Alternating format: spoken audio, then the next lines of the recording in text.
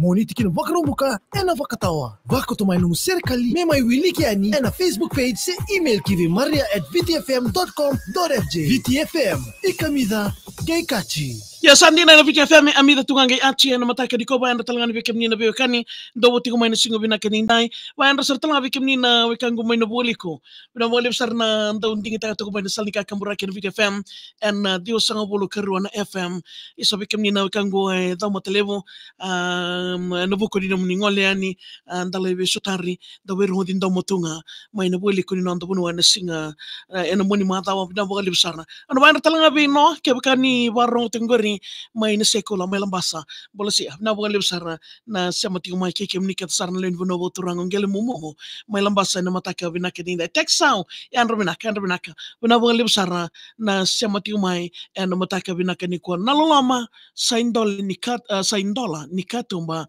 ni marao obvio nando na mataka dada rutia na ilati ko mata ni singa mebe mama serakiao ni usiamandina kina e koula na rokango ngai moko wali liba.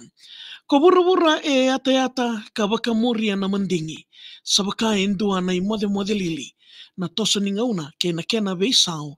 Sabaka na bini bundungu ni ua mai da kaum. Naloloma sa indola ni katumba ni marau.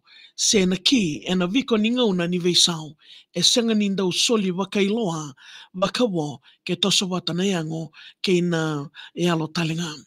Mo ndondoka na lingamu wana wikamu ngwele dhabo me kwa ni rongo kina na edhamu. Ena ndau wauda na nga lili ke na mabwa ni ndona ka kosulia kwa tale ni kotaronga. E so na wikanda e randa umbilingi. Sabaka ni kuisombu endo na mbili. E bembeka na bonua merakasa kina na loloma wale nga e rawa ni wetira. Na rei mbeka se ituwa kini yango se dhabo tali. Lingan dua mbeka nambula se kaboro ni matabo wale. Sanon daitabi mendabi wakalele di me virita kiani na loloma nandali ni weti. E so talinga na linga e randondo tumai. Na elondra e rangandreba mendamboka wai. Mbiti ko sombo o kata mondua vira na loloma wale nga e na senga ni lako sivita. E so eto na wai ni matandra ni rabaka rau angangi. Tau mbeka na lewa mera totongi taki. Biu na bu wale kambilingi mera luwe ni ali. Isa menda loloma nga mera wakatamani. Na itamba ngase menda maruruira. Sangabulu na embaki erasala ko sibia. Ndau totolo no ndangwile dawa na kenreanga enda dabuta ni ra wakalusi kakana. Isa na loloma wale nga non rabinga rabi ko nanda wakata. Enda leda ikaya enda nanuma ninda sabuku. Rabaka durumi totolo kina wale ni malumalumu. Na ken rau kina men rau melewa na tani wili kina non reisulu na loloma wale nga ena mositiko nyo rau na nomu itumutumu. Isa menda tu manda kabira yaki e wanga una na kake nga endona singa endane ali. Na daba meka endana mbita tumai me kenda indivi na loloma wale nga ena mula kina koviti. Enda milingira na wakanda mera ngailomani ewe. Isa era tarambe kawa kasisei.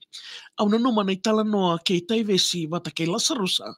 Mendalolama kana numa na idava nimbula. Tambe kana tanga sa tigi butenga na tamba. Ko sa senga ni via kila iri kina na wikamu. Bilinga tani mbeka kina na watimu kina lwemu. Sambimbi na ilavo kamamanda na leo nikitemu. Na numa na loloma ndua nga na mata ni wahi e wakaburea na wakadengu. Na loloma me teke mo mai wale, mai Jerusalem nga erandau kaina ngase. Me koula boni taki e na nomutanga, mo selo me kuani reida na tamata, na kalosa reida e na wakalo ngatataka. Serikali ngoe sa tini manda, au rei ki tau toma sa toka ni wala singa ni mataka. VTFM e waimano me sa kamburaka, gane numa na loloma wale nga, e Sarawata. Lolama tawela ni may na len down under.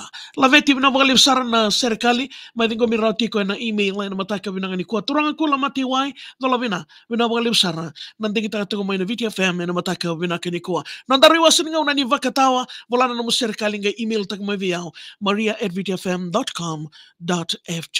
Kasi matalti ko na Facebook page, meron yun na rongatalti ko kina na serikali, tingko mirauti ko na mataka